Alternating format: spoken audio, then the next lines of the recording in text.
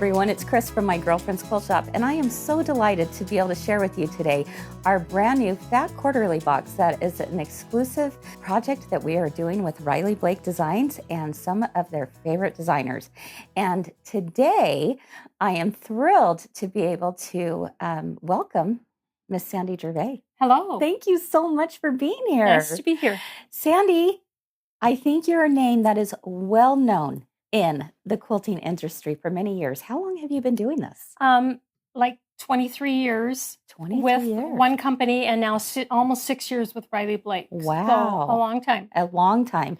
And so how long? Yeah, how long? Well, I started in 1994. 1994. In designing fabric. In 92, I started the pattern company. Interesting. Now, what I also found interesting is we were visiting a little bit earlier, and did you all know that Sandy actually designed greeting cards before she was a fabric and pattern designer? Tell us a little bit about that. Well, that was always my dream. Yeah. Fabric designing and pattern designer hadn't even entered my mind. I did a lot of sewing in high school, but clothing sewing. Mm-hmm. But I loved art, and I would make my girlfriend's greeting cards by hand instead of buying them. So I always wanted to do that. And when you're a junior and you have a meeting with your high school counselor, they ask you what you want to do. And I told them I wanted to be a greeting card designer. And I'm sure they've never heard of that before. And in small town where I grew up. Right. And it's just kind of was out of the realm of the thinking at that time. So what did your high school counselor say to that when you told him, I want to design greeting cards? He said an A in high school art does not make you an artist. Wow. And he thought I should be a PE teacher.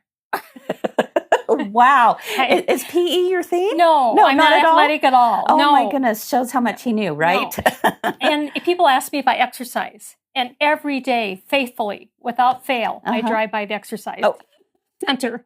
There you go. Exactly. So PE probably wouldn't have been a good thing for me. Isn't that funny? Mm-hmm. Oh my goodness. That's really interesting. And so you said, I want to be able to design greeting cards. And so how did it take you from point A to point B? Well, so I didn't go to college then to design greeting cards, and I married my husband, and we had children, and when our youngest went to school, I thought, you know what, I'm going to try that greeting card designing. And I just watercolored some little girls with curly hair and started a greeting card company, hooked up with a company out of Kansas City, Missouri, and they were my rep. And they went to gift shows and sold them to shops, gift shops. Wow. And it went from there. And then how did you get from doing that to actually getting into the sewing world? Well, like I said, I always sewed clothes. My mom taught me how to sew when I was 8.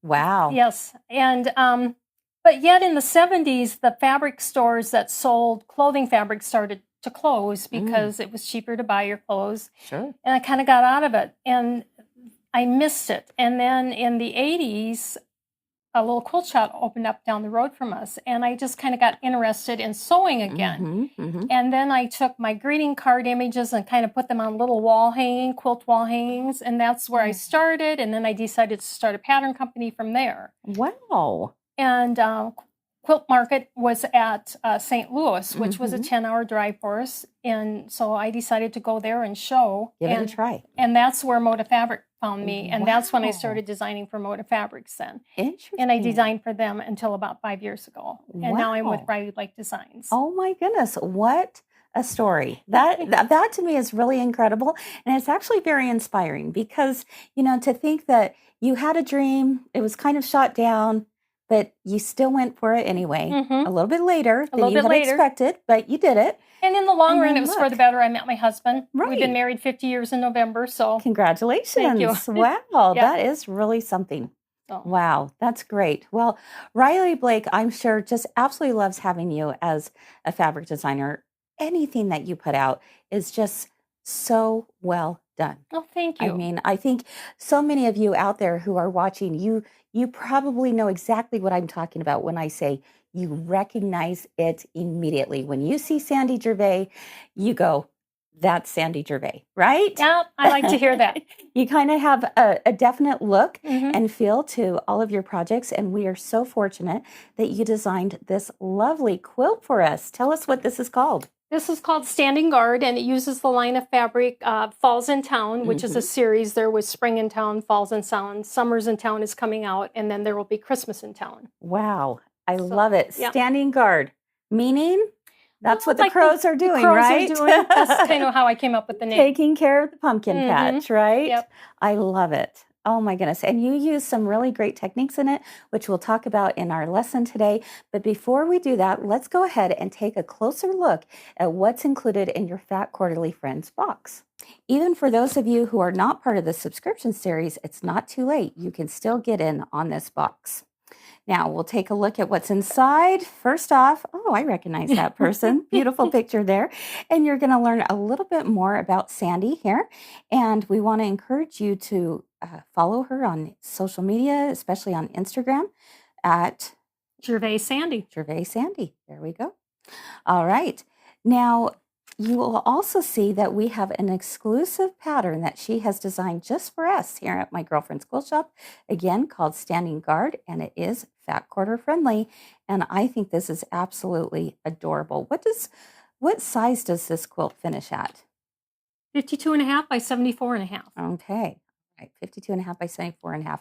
So cute, and definitely just a great thing to have hanging in your home for the autumn season. And then you have these beautiful fat quarters. Tell us the name of this line again, Sandy.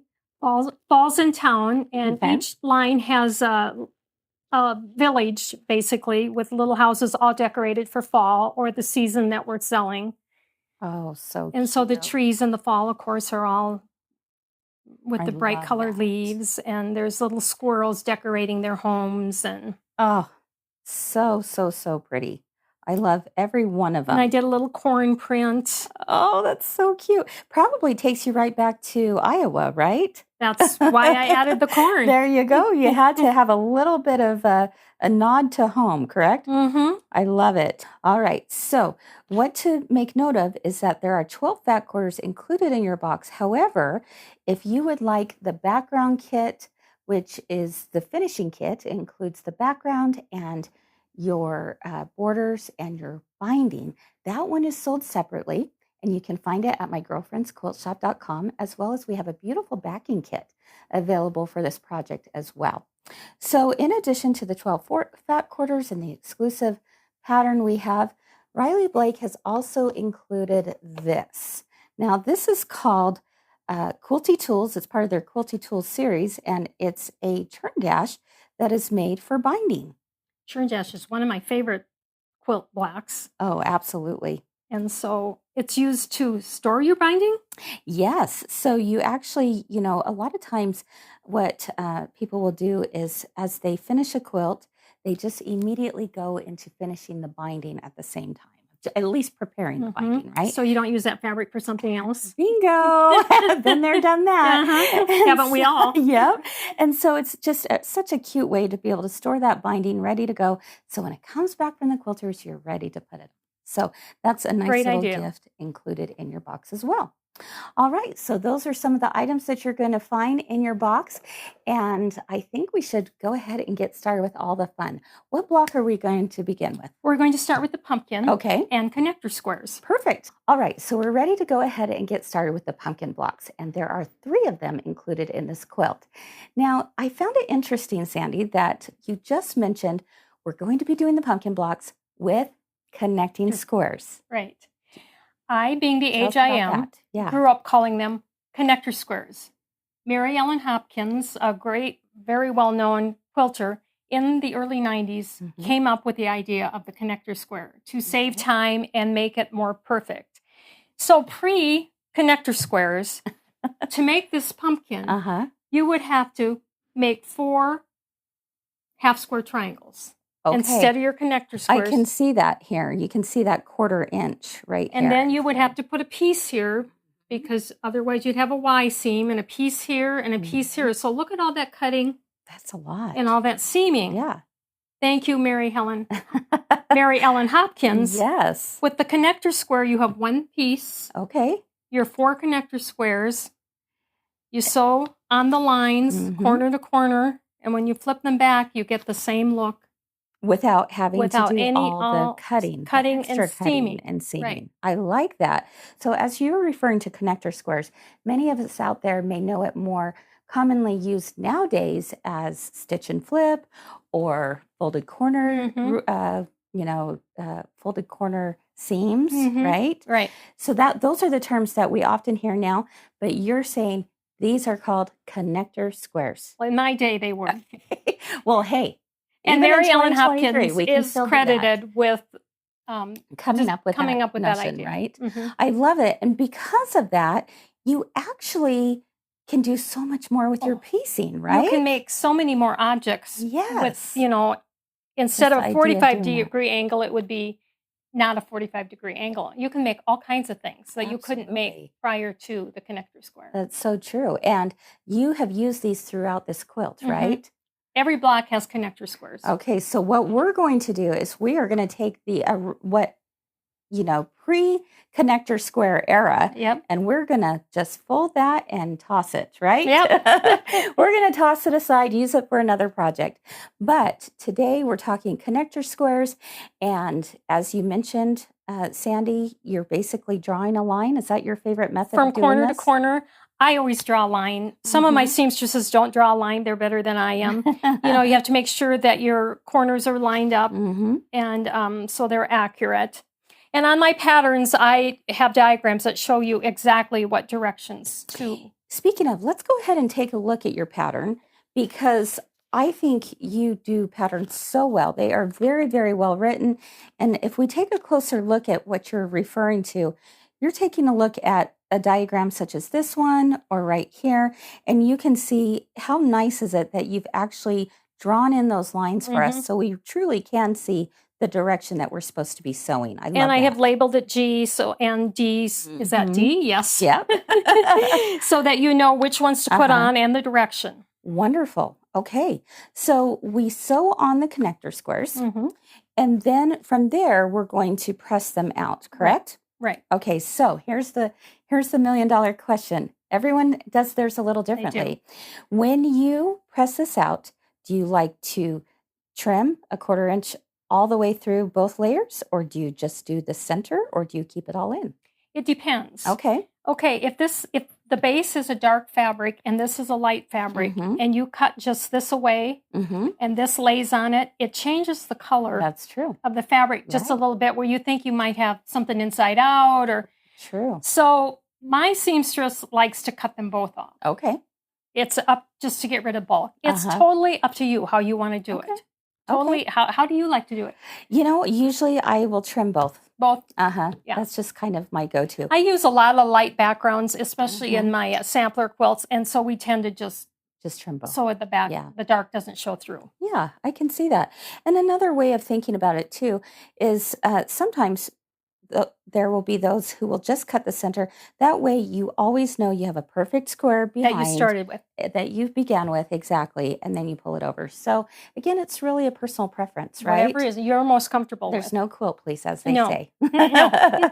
All right, so this is kind of the basics of the pumpkin. Tell us a little bit more about how we add to it. So then we're going to add a stem. Okay. And leaves. And the leaves also have connector squares. And here again, this wouldn't even be possible without connector squares. Because if you did, you would end up having to actually make like 2 squares, and then you'd have half square triangles, right? Right. So it makes it so much easier. Right. And this one is totally flippable, so. It doesn't matter which way we go then. Okay. Good to know. All right. And so that's what you ended up doing here. And we just pressed those out, and then you were able to add that on. Okay. I love that. And then we just have another couple fill-in squares, right? There we go. Okay. So that's pretty easy. It goes together pretty simple, Connector squares make it really easy. And they're big pieces. Yes. So this quilt goes fairly fast. I love that. Yes. Yes, we do. We put it together very quickly. Yes, you did. And yeah, I love it. And can we have a moment of silence for the background? The background, Sandy, is so cute. Thank you. You were telling me earlier that it is actually the smallest pumpkin you've ever done. It is. It is the smallest little pumpkin I ever have done, and it's got some detail to it. It has the little, lines of the definition of the pumpkin, and I think it really adds a lot to this quilt. Thank you. fun. Thank you. It's kind of busy on one hand, and then on the other hand, it's what makes it so charming. Yeah. I And if love you it. put it, in a background, it doesn't Yes. really look all that busy. No, it's not bad at all. Yeah. I love it. It's Well, very, thank you. very cute. Okay, so we're going to do this 3 times, correct? Mm-hmm. Just the size of the pumpkin's going to be a little bit different. Right. But we're doing the Exactly. same thing over and over again. Right. And one of the pumpkins does not have the leaves. It just has a stem. Okay, so we And can then see the the bottom largest one, of course, pumpkin. is a smaller pumpkin with smaller Mhm. stem and smaller leaves. And so, but it's all the same Perfect. process. Yeah. Oh, I love it. Okay, easy enough, right? If you have any questions, of course, always feel free to reach out to us and we're happy to help you along the way. But this was pretty simple Pretty simple. and really fun. Okay, so we've got the acorns next, and we're going to be making a total of 3 of those. And again, we're using connecting squares, right? Right. Because they make life easy. I love it. Okay, so walk us through a little bit about how you put this block together. Connector squares Mm-hmm. on the bottom of the acorn and up here. And as you see, this is, this doesn't come all the way down to the bottom. So it's going to be a little bit more of a rounder look than just a straight look. Okay, See, so because that's it gives something this to little remember. Yeah. cap to the Right. acorn. Because had we gone down all the way, you would just It have would an be angle, too severe. right? Yeah, it would be Yeah. too severe. So that kind of has a nice little acorn cap to it. I So love it. that block goes together very easily because then you do the stem, which is just 3 pieces, Okay. and each of the spacers go on. So there again, it's connector squares. Very simple. Let's go ahead and take it to the sewing machine, and we'll kind of walk you through step by step of what's happening with this block. All right, so I'm going to have my needle in the center position. And Sandy, do you like to follow the line directly, or do you like to go just a stitch inside the line? 1 stitch over. 1 stitch 1 over. stitch width over. I am with you. I am with you on that. So oftentimes when you see, a pattern that says stitch directly on the line, actually, I think you're going to have better luck if you will just go 1 stitch over, right? Mm-hmm. Yeah. And that's because we need to give space for the thread. The iron and yes. Okay, so I'm going to move let's see, get that on a different one. Okay, so I'm going to move my needle over just 1 stitch, and then I'm going to follow down the center still. Okay, and turn it around. Okay, there we go. Okay, so before I'm setting the seam, and the reason for that is just sometimes when the fabric is going through the machine, there could be a tendency to have just a little bit of a ripple. So this kind of takes it all back to square one again, where everything's nice and even at the same time. And it also brings all your threads and your fibers all together as one. And then we pull it back on itself, and you have a beautiful corner here that, look at that. I think it looks really, really good. Okay, I'm loving this already, Sandy. Okay, so here you would suggest actually trimming that from behind. Okay, all right. And then we would do the same thing with the bottom of the acorn. So I'll go ahead and come back over here to the sewing machine and remove my little labels. Kind of handy to have those little labels on here, Sandy. Do you do that with all your quilt blocks? Normally not because we don't have time, but I didn't know if we needed them for showing purposes or not. Yeah. And normally, we start sewing something and we keep sewing. So nothing gets put aside and you always know where you're at. Yeah. All right. So we've got one that's sewn, and I'll go ahead and finish the other one. Because it pieces from my heart, and probably too, we don't really do leisure sewing. That's right. We're on a time frame. All the time. That's right. We don't really get the privilege to put something aside and finish that later. That's right. And of course, you could also, this would be a great time to have all your blocks cut, ready to go, and then you can just do some chain piecing, which makes this even more efficient. Okay. I love this. So this is the bottom of our acorn, and then the top we pre-sewed together. Okay, and it looks like we're putting on the sides first before adding the top, correct? Right. Do you want to do that? Sure.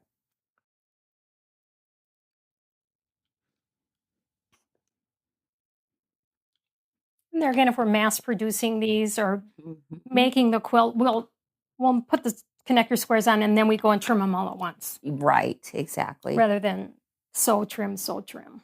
Okay, so from here, we're going to take the background piece, we'll put it right sides together and sew a 1/4 inch all the way down.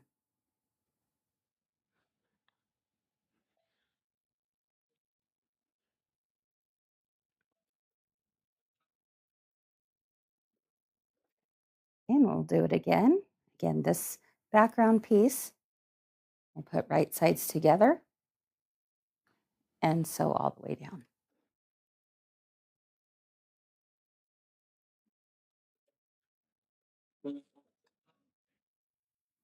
And I'm going to just set my seams very quickly. Again, just putting a little bit of heat on there. And then we're going to press these out. Oh my goodness, this is going to be really, really cute. So then what you're having us do is add these on, and then we just put them together. Right. And then leave that top on. Mhm. Okay. I love it. Yeah. Very, very simple. It is a very simple block. We make 3. You just make 3. And we make 3 of them, all the same size? All the same size, just different fabrics. Okay, perfect. Easy enough. All right. Woo, we're just whizzing right through this. All right, so we've done the pumpkin and the acorns. Tell us what's next. Should we try the maple leaf? Let's do it. So you've got quite a few maple leaves in here now. Yes. This is where you're definitely going to be doing some chain piecing, right. right? Yes. Okay, tell us a little bit more about how this is made. Okay, so these are normally it would be connectors. Now, some people use connector squares even for half square triangles. Really? I don't, but Yeah. some people just put the 2.5 inch squares together, stitch down the middle, trim off one side. Ah, So yeah. instead of doing the Fit 2 at a time. instead of doing 2 7/8 and Sure. or this was 1 7/8, I guess. So Yeah. that's we do the 1 7/8 cut in half, sew them together. Okay. So these are, you make the 4 half square triangles. Here again, there's connector squares. There Okay. again, you wouldn't be able to do this without connector squares, without a whole lot of work. So we have, if you want to make it, do you want to make a connector square? Sure. Okay, so you took the square and you cut it in half diagonally first, correct? Okay. You don't do it this way? Not usually. Okay. But you know what? I'm up for anything. Okay. Let's do it. Well, my seamstress prefers to do it this way. Some Really? people leave it as a square, Uh-huh. draw a line down the middle, stitch a 1/4 inch on both sides, and then Right. trim it. It's totally up to how you want to do it. Right. Okay. Exactly. I love So, that.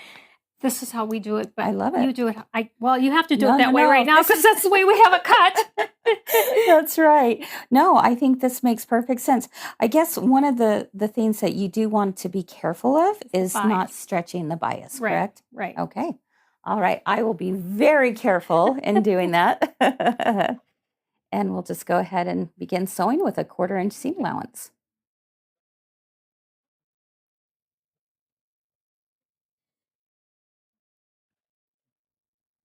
All right. We'll come over here and set the seam.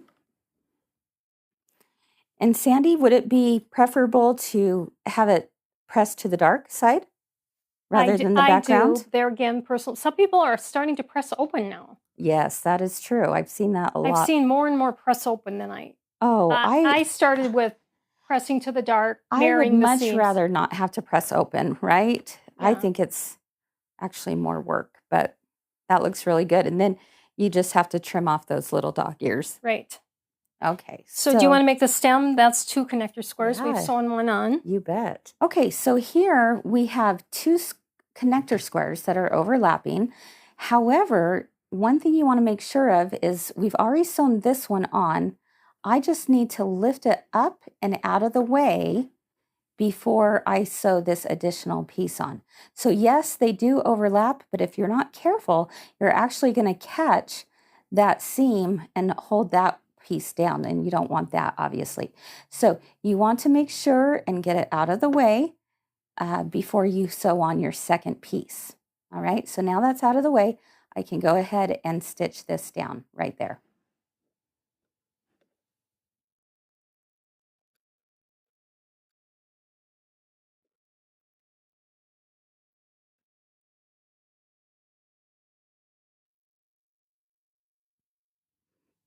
Okay, Sandy. So there's your This little is the stem. stem. All right. And so then you would just sew the block together in 3 rows. Mhm. I don't know if you want to do that. And then No, that's you would put, the crossbar in and connect them together to make the block. I love that. And there's 6 of those blocks. Okay, so we have 3 along the top, 3 along the bottom. I love that. That doesn't look too difficult. We can do that. Easily. These little blocks are not difficult at all. I love the colors that you chose here, especially the red is so beautiful. It's fall. Exactly. Right? I love it. Oh my goodness. Okay, so on this block, remember you're going to be doing a lot of half square triangles, but done a little differently where you cut it on the diagonal first in half, and then we add on, from there. Right. So we're not making 2 at a time. No. Okay, so lots of little chain piecing going on, which is and if fun. you want to do it whatever way you do it, I mean, the measurements are the same. Okay, this quilt is so cute, and it's basically made up of 4 different blocks, right? Right. And so our very last one we're going to be talking about is still the same techniques as we've been doing before, but it's the blackbird. Tell us a little bit more about this. They're, again, made with connector squares. The whole bird is made with connector squares. And as you see on the quilt, there is a left bird and a right bird, and the pieces are not flippable. So you will have to pay attention to my drawings. Good tip to remember. Because I have a left bird, and then I have a right bird, which is just the opposite. So make the left bird, and then go on and make the right bird. Okay, let's not do this one 2 at a time. No. Is what you're saying. Right. Okay. Because your angles, you cannot turn them. Okay. And so let's take, for example, the main body of the bird. Okay. What do we have happening here? 2 connector squares.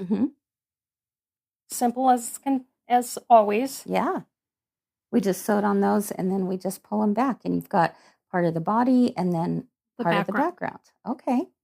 All right. And that's the same thing you did right here and right kind of like the breast of the bird, the beak. This would be the back of the bird, the tail. Okay. And then the legs are just pieced in straight pieces. Easy enough. And then you sew it all together to have the little bird standing on the pumpkin. Oh, he's so cute. I can see why you called it standing guard. Right. Watching over the pumpkin patch. That's right. I love it. That is so easy. So it really does go quite quickly. Yeah, I would imagine so. What is your favorite part about this quilt?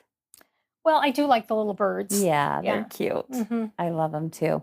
Well, this was really, really fun. Is there anything else you would like to add? No, I've had a great time today. Okay, well, thank you. Salt Lake is beautiful. If you haven't been, you should go. Oh, thank you so much. We love it, and we love when you visit us too as well. So it has been so fun to have Sandy Gervais in town, and so grateful that you came to us all the way from Iowa. That was really kind of you to be here for this, and thank you for a beautiful pattern you've designed for us. Thank you. Yes, and if you have any questions, like I mentioned before, please don't hesitate to reach out, and we would love to see your photos.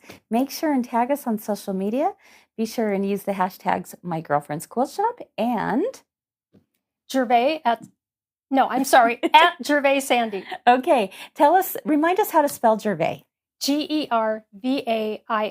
Okay, so Gervais Sandy. The S is silent. In the Gervais. G is soft, the S is silent. There you go. You probably have to share that a lot, right? A lot. There you go. So make sure and tag Gervais Sandy as well. We can't wait to see what you do. Oh, and I should mention, don't forget to tag Riley Blake Designs. They're going to be so thrilled to be able to see your photos of all of the beautiful projects you've been making through our designer series. All right, everyone. Thanks again for being with us. And thank you again, Sandy, for being with us. And happy sewing, and we'll see you again real soon. Bye-bye.